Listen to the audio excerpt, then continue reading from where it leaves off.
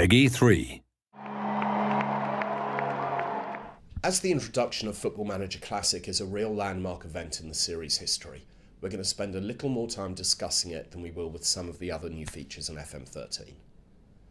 Therefore, this is the first of 5 videos that we're going to devote to the subject, and we hope you enjoy them all. So, what is Football Manager Classic?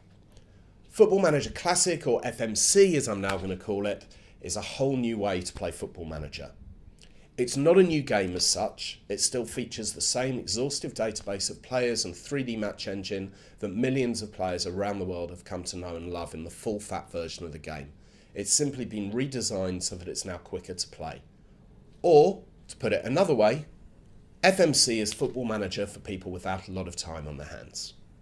In recent years, it's become clear to us that there's a large group of people who would love to play Football Manager on their PC and Macs rather than on their smartphones with Football Manager handheld, but simply can't devote the time required to get the most out of the game.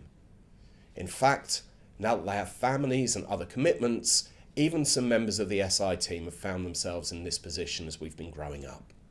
So we decided to find a way to accommodate players with limited free time without significantly diluting the experience. We believe that FMC achieves this beautifully. So how does it work? Well, as FMC is essentially a slimmed down version of Football Manager, it's probably easier for the first video to start by talking about what we've taken out rather than what's actually in the game. First off, the manager operates in what's effectively a smaller game world. The level of detail offered is kept to a minimum, and there are only 3 active nations allowed at any one time. Also, the manager's training duties have been greatly reduced. There's now no need for individual training as players improve through team training and match experience. The manager also has to deal with lower input of information from the media, and interaction with the board and other staff members is kept to a minimum. When it comes to the match day itself, there are no team talks or opposition instructions. It's straight into the action, which is delivered with a new key highlight setting. And by default, the match is viewed at a slightly faster than real world speed. Also, when it comes to matches, if there's a match you don't want to manage the team in directly, or you want to speed things up to get to a really big game, you can use the new instant result option, with or without match plans, but we'll talk about that in more detail another day. All of this is brought to life through a completely redesigned user interface.